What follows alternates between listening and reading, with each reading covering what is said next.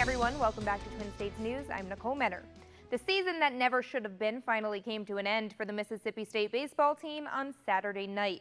Facing Oregon State with a ticket to the finals on the line, the Dogs couldn't hold their own against the Beavers. The defining inning would be the third, Ethan Small giving up 5 runs in the frame. A 3-run home run from Tyler Malone would be the ultimate decider in this one. The Bulldogs would threaten in the 9th with 2 outs, but not able to overcome the deficit from the Beavers' early work. So Oregon State goes on to play Arkansas in the championship series that started tonight, while the Bulldogs' incredible run fell short. What I really want to say is that 123 days ago, we started on a journey with these guys. And my assistant coaches are here. I asked them to be here. You know, it was an unbelievable time, you know, in my life for a guy that's coached as long as I have and never even come close to being a part of something that we were a part of. They learned that from the most humble, brutalist beginnings, you can turn something into an overwhelmingly positive experience. And that's what we've done. And we didn't get to the final 2. We got to the final 4. And I couldn't be more proud to be a part of Mississippi State baseball.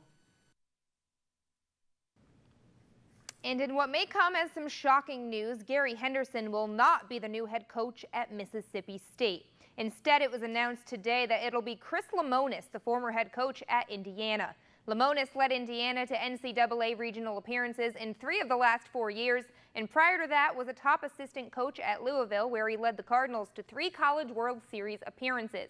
Lemonis has been a collegiate coach for 24 years. The Monster Energy NASCAR Cup Series was in wine country this weekend for some road racing in Sonoma. A.J. Allmendinger has had so much success on non-oval tracks during his career, taking advantage of a little strategy here in late pit stops by Martin Truex Jr. and Kevin Harvick to coast to his very first career stage win and 10 bonus points.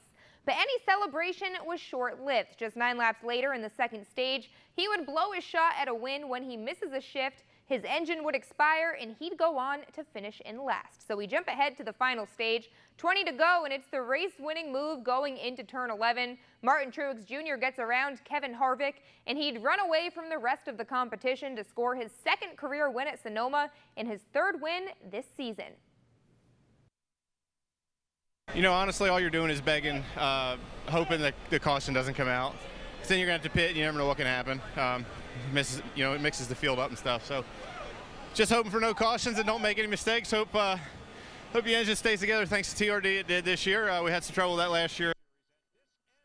The series now heads back east. It'll be in Illinois for the Overton's 400 on Sunday.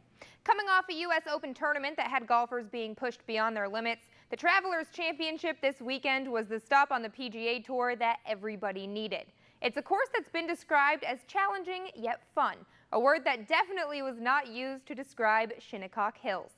Entering the final round, Paul Casey had a 4-stroke lead, but the last 3 holes would be his downfall. After a bogey on 16, this shot on the 17th would make a splash right into the water. So swooping in to take the lead was Bubba Watson. He started the day 6 strokes back, but made a charge, the shot of the day coming on the 18th hole. Second shot from the fairway, and it nearly dunks in, but he would have to settle with a birdie to shoot a round of 7 under 63 to finish at 17 under, taking the Travelers Championship title the 3rd time and for his 3rd victory on the PGA Tour this season. Bubba. Getting a check. Bouncing back in a big way from the U.S. Open. Definitely. He's from Georgia. Where's he from? I can't put a finger on it. Somewhere in the South. Anyway, I love cheering for him. I know he's in Arizona. Living now. Yeah, maybe that's a house But he there. I think he went to college. I can't remember. Is he in Georgia? We'll look it up.